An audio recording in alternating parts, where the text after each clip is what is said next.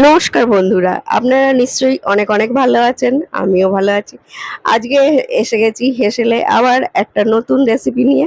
আজকে করব টিফিন। 5 মিনিটেই হয়ে যাবে টিফিনটি।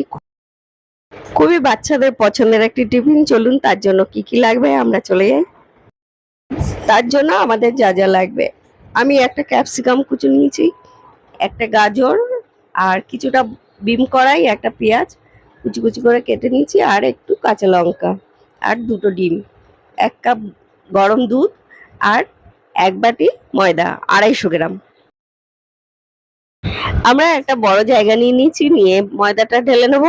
আমি 250 গ্রাম ময়দা নিয়েছি, আপনারা যেরকম করবেন ততটাই ময়দা নেবেন। আমার এটাতে বেশ 5-6টা হয়ে যাবে। আর দেব তাতে একটু নুন দেবো, দিয়ে অল্প দুধ দিয়ে আমরা একটু মিশিয়ে নেব।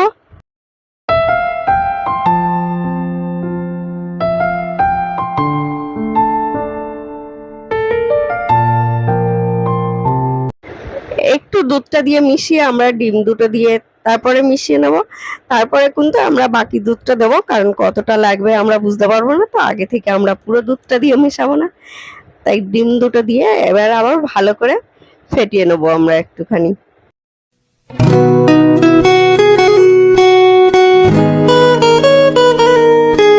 এবার আমরা একে একে সবজিগুলো দিয়ে দেবো। সবজিগুলো কিন্তু খুব কুচো কুচো করা আছে, দেখুন, খুব বড় বড় করে কোচাবেন না। দিয়ে সবজিগুলো দিয়ে আমরা ভালো করে আবার সবজিগুলো দিয়েও মিশিয়ে নেবো একদম। যারা আমার ভিডিওটি দেখছেন তাদের অনেক অনেক ধন্যবাদ। নতুন বন্ধুরা যারা দেখছেন প্লিজ আমার পেজটিকে ফলো করে দেবেন। আর রেসিপিটা ভালো লাগলে একটি লাইক করবেন, একটি কমেন্ট করবেন, শেয়ার করতে ভুলবেন না। রেসিপিটা পুরোই দেখবেন, তবেই বুঝতে পারবেন, স্কিপ করে চলে যাবেন না। আমরা একটা ফ্রাই প্যান নিয়ে নিয়েছি, নিয়ে তাতে একটু তেল ব্রাশ করে দেবো।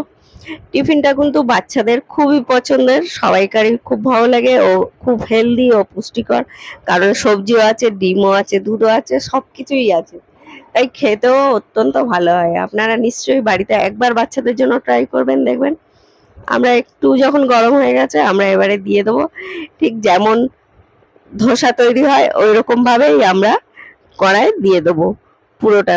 বড় বড় হবে, আর খুব পাতলা একদম পাতলা করবেন না, আর খুব মোটা মোটাও করবেন না। একটু আমরা ঢাকা দিয়ে দেবো, দিয়ে উল্টে দেবো।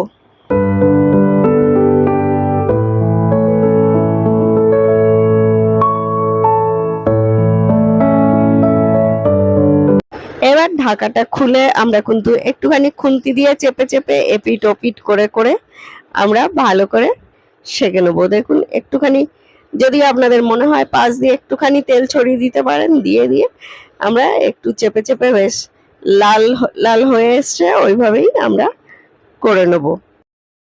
আমরা একইভাবে কিন্তু পরেরটাও দিয়ে দেবো। এটা তুলে নিয়ে এটা বেশ ভাজা হয়েই গেছে। আর কেমন পুজো শুরু হয়েই গেল, তাই না?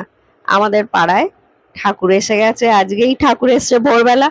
দেখুন, আমার কিন্তু এটা একটু শুকনো তেলটা কম মনে হচ্ছিল বলে আমি একটুখানি ব্রাশে করেই পাশ দিয়ে অল্প অল্প তেল দিয়ে দিলাম। এটা যার জন্যই বললাম খুব সময় কম লাগবে, একদমই সময় লাগে না এটা করতে, ও খেতেও ভালো হয়। এটাকে অনেকভাবেই করা যায়। আমার শাশুড়ি যেমন করতেন, উনি শুধু পেঁয়াজ আর কাঁচা লঙ্কা দিয়ে করতেন। আমি অনেক সময় শুধু করতাম, আবার সবজি দিয়েও এইভাবেও করি। এটাই বেশি খেতে ভালো লাগে, আমার বাড়ির সবাই এটাই খেতে বেশি ভালোবাসে। এটা আমাদের হয়ে গেছে, দেখুন কি সুন্দর দেখতেও হয়েছে, সবজিগুলো দেখা যাচ্ছে, তাই না? আমরা একইভাবে পরেরটাও করে নেব। তেলটা ব্রাশ করে দেবো, দিয়ে আমরা দিয়ে দেবো আবারও ব্যাটারটাকে। আর আপনারা যখন ব্যাটারটা করবেন খুব পাতলা করবেন না, আর খুব গাঢ়ও নেই। দেখুন, আমার কিন্তু ব্যাটারটা খুব পাতলাও নেই, গাঢ়ও নেই, এইভাবেই করবেন। আমি একইভাবে সবকটা ভেজে নিয়েছি। এবার সার্ভিং এর পালা। আমরা এটাকে একটুখানি কেটে নেবো। দেখুন, দেখতে কিন্তু একদম পিৎজার মতো হয়েছে, তাই না? খেতে কিরকম হবে বুঝতে পারছেন তো? দুর্দান্ত কিন্তু খেতে হবে। যারা আমার ভিডিওটি দেখছেন তাদের অনেক অনেক ধন্যবাদ। যারা নতুন বন্ধুরা দেখছেন তারা প্লিজ পেজটিকে ফলো করে দেবেন। আর যদি ভিডিওটি ভালো লাগে একটু লাইক করবেন, বেশি করে করে কমেন্ট করবেন ও শেয়ার করতে একদম ভুলবেন না। আর আমার একটি ইউটিউব চ্যানেল আছে, সেখানেও ভিজিট করতে পারেন।